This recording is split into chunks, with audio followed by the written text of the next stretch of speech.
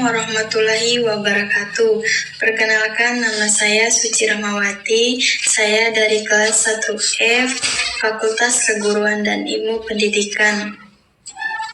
Pada kesempatan kali ini, saya akan mempresentasikan hasil makalah saya yang saya buat yang berjudul Multikuralis Pancasila, Mata Kuliah Pendidikan Pancasila. Pancasila dalam konteks internasional berarti Pancasila berfungsi sebagai landasan filosofis dan pedoman moral bagi Indonesia dalam berhubungan dengan negara lain, serta berkontribusi pada tatanan dunia yang lebih adil dan beradab. Pengertian Pancasila dalam konteks internasional dapat dipahami sebagai bagaimana nilai-nilai dan prinsip Pancasila dipandang, diterapkan, serta berperan dalam hubungan di Indonesia dengan negara-negara lain.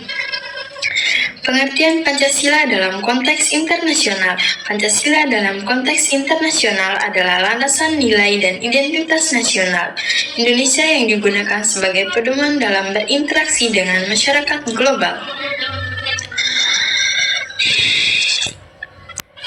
Nilai-nilai Pancasila dijadikan dasar bagi Indonesia untuk menentukan sikap politik luar negeri, berperan dalam menjaga perdamaian dunia, membangun kerjasama internasional, menunjukkan karakter bangsa di tingkat global. Pancasila dipandang sebagai nilai-nilai dasar bangsa Indonesia yang memiliki relevansi universal dalam konteks internasional. Pancasila tidak hanya berfungsi sebagai dasar negara Indonesia, tetapi juga sebagai pandangan hidup yang mencerminkan komitmen Indonesia terhadap perdamaian dunia, kerjasama internasional, dan penghormatan terhadap hak asasi manusia serta nilai manusia. Selanjutnya, saya akan membahas tentang pembahasan pertama, yaitu pengertian pendidikan hak asasi manusia global. Di sini saya akan membahas tentang pendidikan hak asasi manusia global. Hak asasi manusia global adalah pendidikan yang bertujuan untuk menanamkan pemahaman, nilai, dan keterampilan tentang hak-hak dasar manusia yang berlaku secara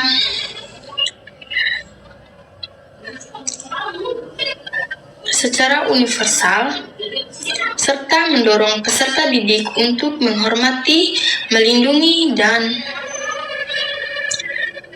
memperjuangkan hak tersebut dalam kehidupan sehari-hari maupun dalam konteks masyarakat global. Dengan kata-kata lain, pendidikan ini tidak hanya mengajarkan apa itu HAM, tetapi juga bagaimana HAM diterapkan, dijaga, dan diperjuangkan di seluruh dunia. 1. Fokus pada nilai universal. Pendidikan HAM global mengajarkan prinsip-prinsip yang bersifat universal seperti martabat manusia, kesetaraan, kebebasan, keadilan, dan non-diskriminasi. Nilai-nilai ini merupakan dasar dari Universal Declaration of Human Rights atau yang disebut juga dengan UDHR yang diakui oleh masyarakat Indonesia. Itu saja pembahasan kedua yang bisa saya sampaikan. Selanjutnya saya akan menyampaikan pembahasan kedua. Tadi pembahasan pertama, mohon maaf, kesalahan. Pembahasan keduanya adalah bagaimana standarisasi dan kualitas pendidikan global. Standarisasi dan kualitas pendidikan global merujuk pada global, upaya internasional untuk memastikan bahwa proses, isi, dan hasil pendidikan di berbagai negara memenuhi standar tertentu yang diakui secara global. Tujuannya bukan hanya untuk menyeragamkan sistem pendidikan setiap negara, tetapi meningkatkan mutu pendidikan agar mampu menghadapi tantangan dunia yang semakin berhubung. Standarisasi pendidikan global adalah proses penetapan kriteria satu atau indikator umum yang dapat digunakan untuk menilai dan membandingkan kualitas pendidikan antar negara. Standar ini meliputi yang pertama, kompetensi literasi dan numerasi, dan yang kedua, kualitas guru dan kurikulum, dan yang ketiga, proses pembelajaran yang efektif, dan yang keempat, akses dan pemerataan pendidikan, dan yang kelima, penggunaan teknologi dalam pendidikan, dan yang keenam, lingkungan belajar yang aman dan inklusif. Selanjutnya, di sini saya akan membahas standarisasi dan kualitas pendidikan global. Standarisasi dan kualitas pendidikan global merujuk pada upaya internasional untuk memastikan bahwa proses, isi, dan hasil pendidikan di berbagai negara memenuhi standar tertentu yang diakui secara global. Selanjutnya, tujuan bukan untuk menyeragamkan sistem pendidikan setiap negara, tetapi meningkatkan mutu pendidikan agar mampu menghadapi tantangan dunia yang semakin terhubung. Itu saja pembahasan kedua yang bisa saya sampaikan. Selanjutnya saya akan menyampaikan pembahasan ketiga, yaitu apa saja mobilitas belajar dan tenaga pendidikan. Mobilitas tenaga pendidik adalah perpindahan siswa, mahasiswa, guru, atau dosen melintas batas negara untuk tujuan belajar mengajar, seperti penelitian atau pertukaran akademik.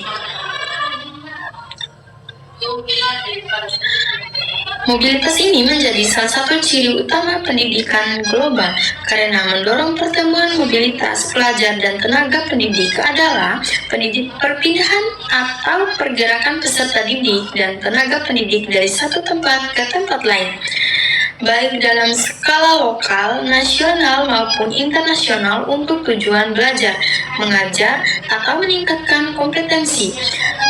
Mobilitas pelajar mencakup segala bentuk perpindahan siswa atau mahasiswa untuk mengikuti kegiatan pendidikan di luar daerah atau luar negeri.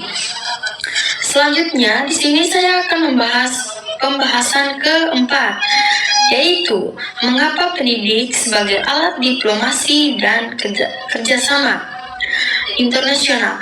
Di sini saya akan membahas ada beberapa. Yang pertama, pendidikan dianggap sebagai alat diplomasi dan kerjasama internasional karena mampu membangun hubungan antar negara secara damai, memperkuat kepercayaan, serta menciptakan jaringan kolaborasi jangka panjang. Berikut selanjutnya, pendidikan membangun hubungan antar bangsa, yaitu people to people contact, pertukaran pelajar beasiswa internasional dan program dosen tamu memungkinkan warga negara berbeda untuk saling mengenal, meningkatkan saling pengertian dan mengurangi konflik. B. Menciptakan citra positif negara yang memberikan beasiswa atau membuka universal internasional dianggap maju, aman, dan ingin bekerja sama. Contohnya, Jepang dengan JICA, Amerika dengan Fulbright, Indonesia dengan Dharma Siswa. Pendidikan menjadi bentuk soft power untuk membangun reputasi negara. Dan yang ke nomor C, transfer ilmu, pengetahuan dan teknologi kerjasama pendidikan mempermudah. Yang pertama, penelitian bersama, dan yang kedua, inovasi teknologi, dan yang ketiga, publikasi akademik internasional, dan yang keempat, negara saling menguntungkan melalui peningkatan kapasitas SDM. Nomor D, mendukung kerjasama ekonomi dan politik. Lulusan beasiswa luar negeri sering menjadi pemimpin masa depan, diplomat, pembuat kebijakan, karena pernah belajar di negara tertentu. Mereka cenderung memiliki hubungan baik dengan negara tersebut. Hubungan pendidik dapat berkembang menjadi kerjasama ekonomi, perdagangan, dan politik. Pembahasan keempat sudah saya jelaskan, dan selanjutnya saya akan menjelaskan pembahasan kelima, yaitu jelaskan tantangan pendidikan dalam perspektif internasional. Tantangan pendidikan dalam perspektif internasional yang dihadapi berbagai negara di dunia saat ini, seperti tantangan pendidikan dalam perspektif Indonesia. Yang ke-1 adalah kesenjangan akses pendidikan. Tidak semua negara atau wilayah memiliki akses yang sama terhadap pendidikan. Contohnya, tantangan negara miskin, kekurangan sekolah dan guru. Dan yang kedua, anak-anak di daerah konflik sulit bersekolah. Dan yang ketiga, ketidaksetaraan gender, perempuan sulit mengakses pendidikan di beberapa negara. Akibatnya, tingkat literasi dan kualitas SDM berbeda jauh antar negara. 2. Kualitas pendidikan yang tidak merata. Banyak negara menghadapi masalah seperti kualitas pendidikan, terutama kurangnya pelatihan guru, kurikulum tidak relevan dengan kebutuhan zaman, minimnya fasilitas dan media pembelajaran. Itu saja pembahasan kelima yang bisa saya sampaikan. Selanjutnya, saya di sini akan menyampaikan kesimpulan dari makalah saya. Kesimpulan, Pancasila dalam konteks internasional berperan sebagai pedoman moral dan dasar nilai yang menuntun Indonesia untuk berinteraksi dengan dunia. Nilai-nilai seperti kemanusiaan, persatuan, keadilan, dan perdamaian tidak hanya berlaku di dalam negeri, tetapi juga menjadi dasar sikap Indonesia dalam hubungan luar negeri. Melalui Pancasila, Indonesia berupaya menciptakan kerjasama internasional yang damai, saling menghormati, dan bebas dari tekanan. Selain itu, Pancasila memperkuat posisi Indonesia sebagai bangsa yang menjunjung hak asasi manusia, toleransi antar bangsa, serta penyelesaian konflik secara dialogis. Dengan demikian, Pancasila menjadi kontribusi Indonesia untuk membangun tatanan dunia yang adil dan harmonis dan berkeadaban. Sekian, itu saja presentasi yang bisa saya sampaikan. Mohon maaf kalau ada kekurangan. Wassalamualaikum warahmatullahi wabarakatuh.